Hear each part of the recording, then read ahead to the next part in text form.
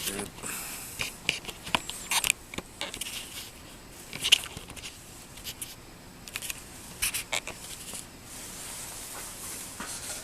What's up, happy campers? Reichle 3 here. I think today is April the 3rd, maybe April the 2nd. Anyway, had pretty good big discoveries tonight concerning. I haven't had time to work on these Rhodes very much because it's been too cold in the garage. And today and yesterday were the first warm days that we've had, so I was able to get to work again. So you can see I've been able to put quite a few more notes on the 54 key piano. I got all these notes put on, and I'm voicing them as I go one by one, which makes it a lot easier than putting all of those notes on and coming back and trying to get the voicing all at the same time. So it's much easier to deal with one note at a time. So I'll turn this up a little bit.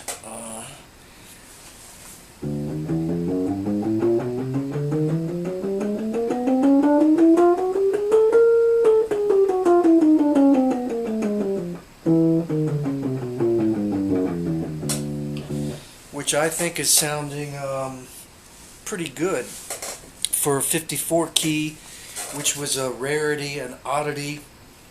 It came out much the same time as the Mark II in 1981.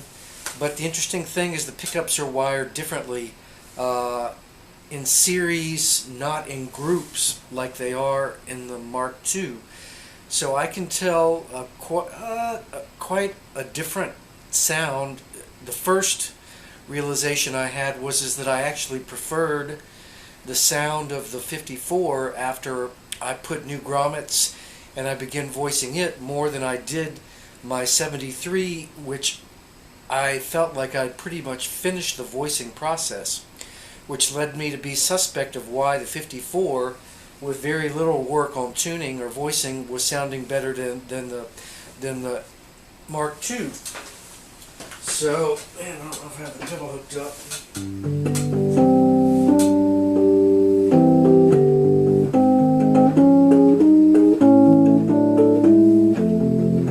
Ooh, got intonation notes there. That F's out of tune. E's out of tune.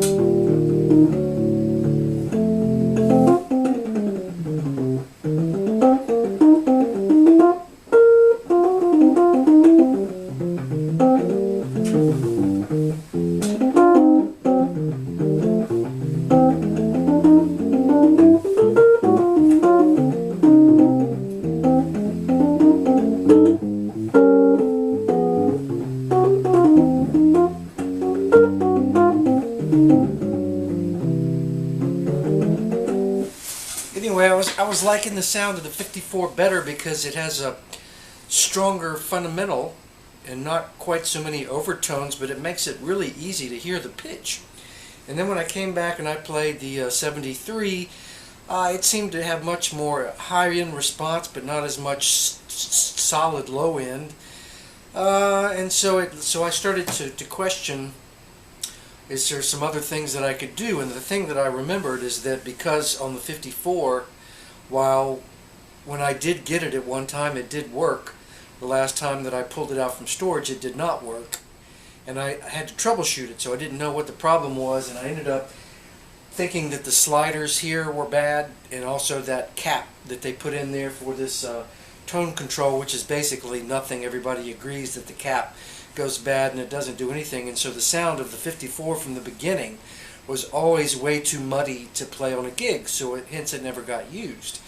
So anyway, I did want to make it functional again, so I took both of these sliders out and I cut the wiring out, thinking that the sliders had gone bad or shorted out, because I did a continuity test and there seemed to be some connectivity between the positive and the negative.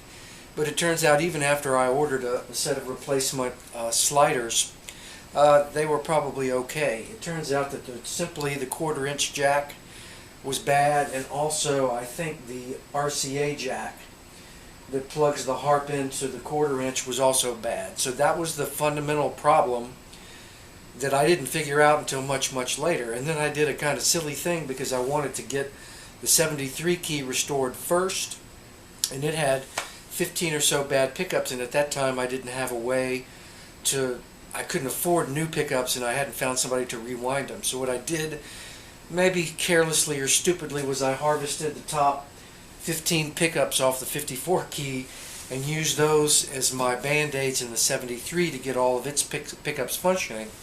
And when I finally did find a place, a supply to get pickups rewound, I went and I replaced all those pickups with newly rewound pickups in the top of the 54, which was kind of go around your elbow to get to your asshole. But either way, most of all the pickups here work. I have one broken tine on low C, which you can see here. And I ordered this from a gentleman on eBay, and we got confusion about the actual length of the tine, and they sent me the wrong one. So I had to open a case against this guy to get him to see if he's going to send me the right tine. But anyway, what I remembered, so that when I finally got the 54 key to work, when I did do the wiring of the pickups, I noticed that the wiring inside is very flimsy. So your ground wire that goes from one side all the way over here to the RCA jack is just flimsy, and the wires between the pickups is pretty flimsy. So I tried to repair that and put a little better quality wire. And in this particular 54, I just decided, because the RCA jack was bad, I was going to bypass it. I mean, if you bypass the RCA jack, that means you can't unplug the harp and then take it off the instrument. But how many people really want to do that anyway? And a lot of people, there's some viability about recording the Rhodes right off of that RCA jack off of the harp, so that you bypass any of those tone controls that could be faulty. So I just I straight wired it. I bypassed the RCA jack and came straight to the 1/4 inch jack. And I found that that gives you, in my opinion, a stronger sound. Anytime you have any kind of metal in your audio chain, you lose signal. So the less jacks, the less patch bays, the less stuff that you have that's hardware, the worse your sound is going to get. So I went into the 73 and I said, okay, I'm going to try this one right off of the RCA jack, right off of the harp. I'm going to bypass the Rhodes preamp, and I'm going to go right into the mixer. And sure enough, to me, it sounded like a much more even and full sound without going through this 1/4 inch jack, coming straight off of the harp. No potentiometers, no nothing. So that reminded me that that is actually the case, that these very simple modifications can boost your signal and give it, make it more centered.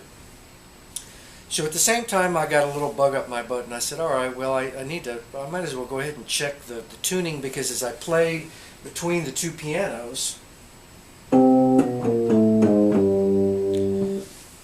I heard beats. Beats. Beats. Beats. So it was telling me that one or both of the instruments are out of tune. So I pulled out my trusty, I'm not even sure what this is. It's not a strobe tuner.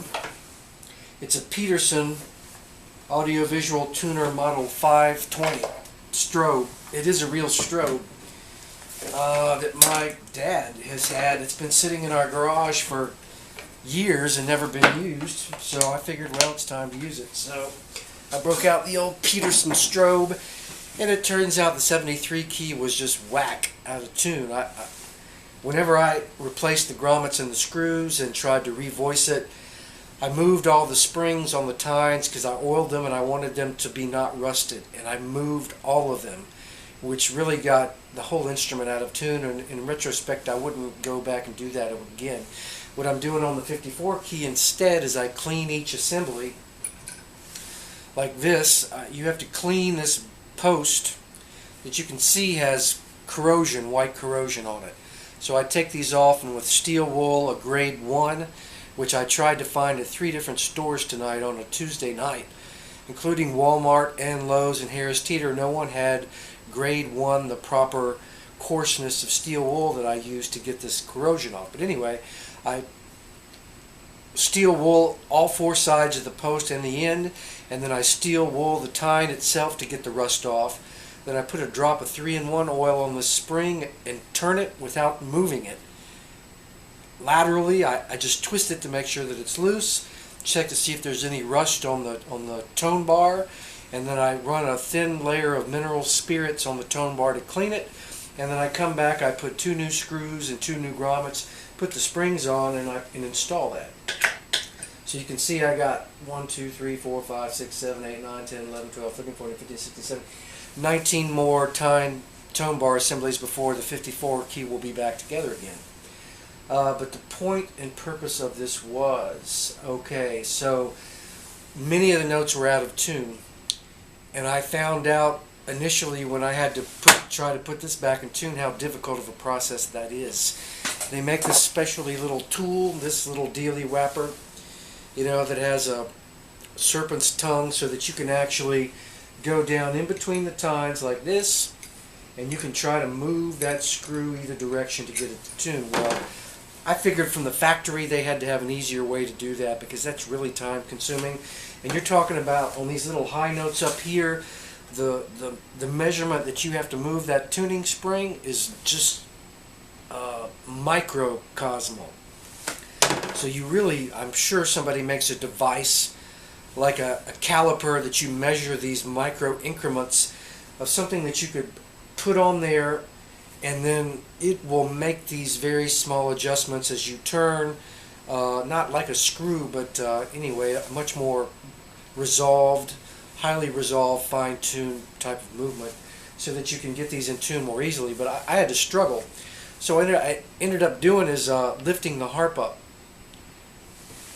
tilting the harp up, putting a brace underneath there, which of course now the hammer is not going to strike the tine to make the pitch, and then you just actually reach under there with your fingers and you just pluck the tines manually to get it to sound.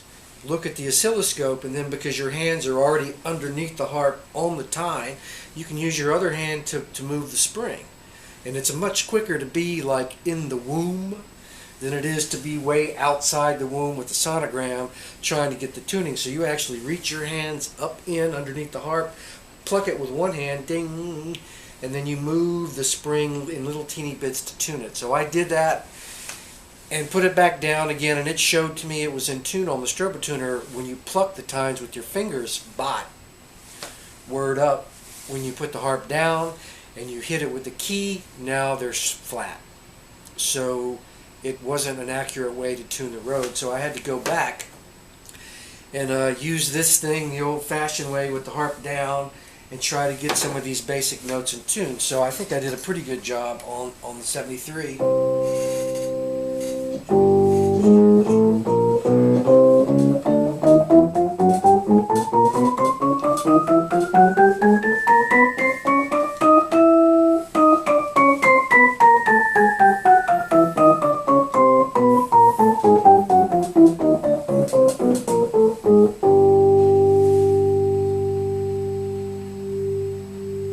So I found out one of the reasons why I'm having trouble playing the Rhodes is because it wasn't in tune. So you're not hearing the tonal system the way that you've spent years of your life intuitively to respond to harmonic contents, the way the harmonics interact with each other in equal temperament. So I was hearing vibrations and intervals that weren't pure. So it made it really difficult. I couldn't hear anything in the low end.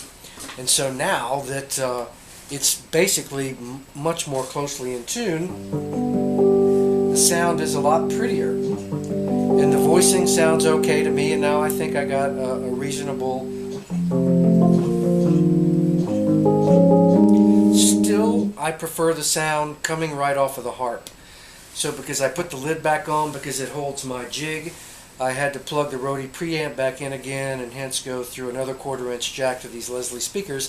It sounded much cleaner coming right off the RCA jack into my Mackie mixer and going into my 2 NS10 monitors. It was a really clean, even sound, so I actually got some joy and fulfillment finally out of this particular Fender Rhodes. But when you play, you do need a volume pot.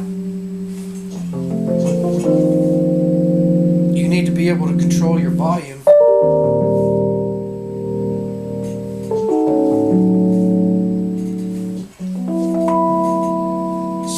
I hooked it back up to the preamp so I could do a little more demonstration, and hooked it back up into my Leslie speakers,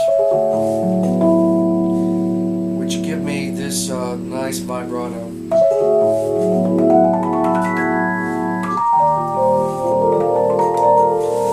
So this is the first time now that I've been able to stop thinking about restoration and repair and mechanics and actually be a musician again, a piano player again, and stop and now listen to the sound of the instrument, which now sounds professional, and thus play and think like a musician who's manipulating a sound that's there and professional, a canvas that now I can use that I couldn't use before because it wasn't up to spec. It wasn't up to snuff.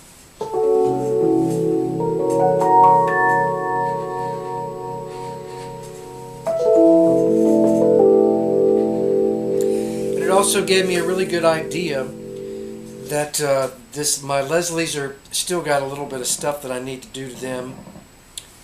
This is the helicopter. This is interference I pick up from these Leslie speakers through the space generator that actually is 2 rotary capacitors that turn with the same belt that runs in a Leslie speaker. When that helicopter, if you walk outside, it's a Fort Bragg helicopter that's really invasive. And it picks it up in the audio bus. But I'm glad to know that that's what that is. It's not a malfunction of my keyboard. But I should use this vibrato control when I play the Rhodes every bit as expressively as you use the fast, slow controls on the Leslie for the organ, chorale, and tremolando.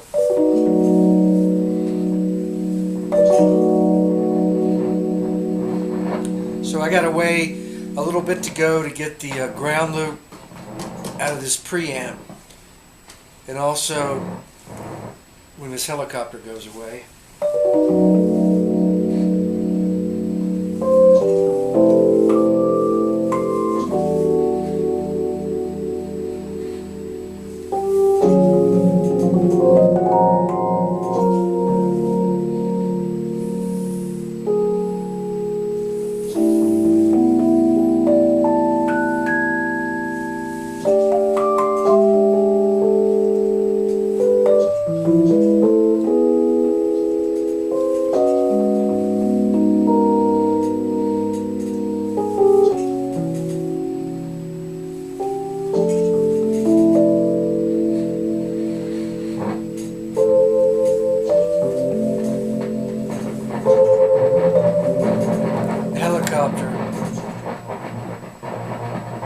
pretty.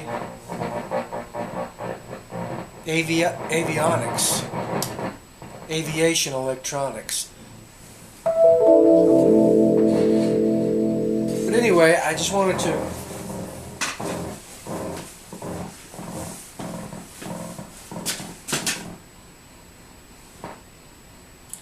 I put myself in between the extraneous electromagnetic energy and the cabinet, the feedback stops. So basically that's telling me that new modern instruments have some RF radio frequency shielding inside of the components, which is just a simple layer of aluminum foil back behind the circuit boards to keep radio frequency interference out. I'm sure these Leslies, because they were made back in the 70s, don't have any kind of shielding as does the Rhodes. So when you live in a military area like I do, I have to deal with this pollution all the time. There's electricity in the air, there's train electricity, there's aircraft, there's radar, there's every kind of thing that you can think about that's influencing. But I started to be able to just remember what a Rhodes sounds like in a band context without having to think about all this repair stuff. So the first thing I did was go, well, the tremolando speed needs to be similar to the tremolo on a suitcase. It's not a suitcase. The Rhodes that has the bottom to it.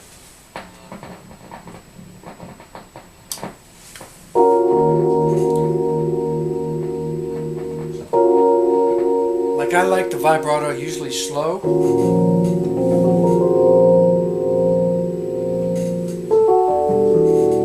So you don't have to listen through the modulation so much to be able to hear your pitches. But I was thinking back to the original Fender Rhodes, which has 4 12-inch speakers in the cabinet, 2 facing you and 2 facing out, which is a good thing. And it had a stereo tremolando between a true stereo between the 2 speakers. So this vibrato really should be at a speed that would be akin to that original. And then now that the piano is in tune,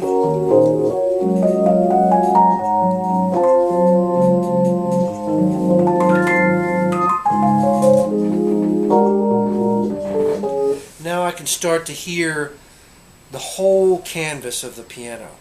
Now I know what the entire keyboard sounds like and the sound, and now it's up to me to provide the proper notes and harmonies and melodies to produce the rich and beautiful sound that you want to hear out of this keyboard, rather than piddling around like I've been doing note by note. You're able to hear this big, rich sound as the harmonics resonate. Like inside the acoustic piano, the thing that makes the sound of the acoustic piano so great is you're just not hearing the fundamental pitches. You're hearing an inner reaction of all the overtones, the sympathetic vibration of the strings as you hold the pedal down. The whole inside of the heart sympathetically vibrates, which gives you this rich orchestral sound that if you put your ears up with the lid up of a grand piano, you can hear that. And the first person to ever reproduce that mathematically was Ray Kurzweil, who was the first person to produce the first realistic and commercially viable digital piano was Kurzweil. So he basically invented not sampling but the algorithms to be able to replicate the complex interactions of the sympathetic resonance of all the frequencies inside the grand piano to produce this huge moving sound. So these Leslie speakers with their space generator attempt to recreate that richness.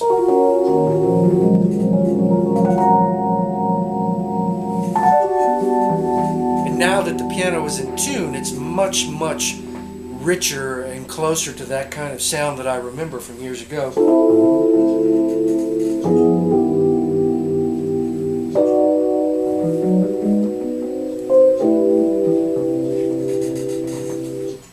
If the helicopter would just go away so that I could try to play a song, right?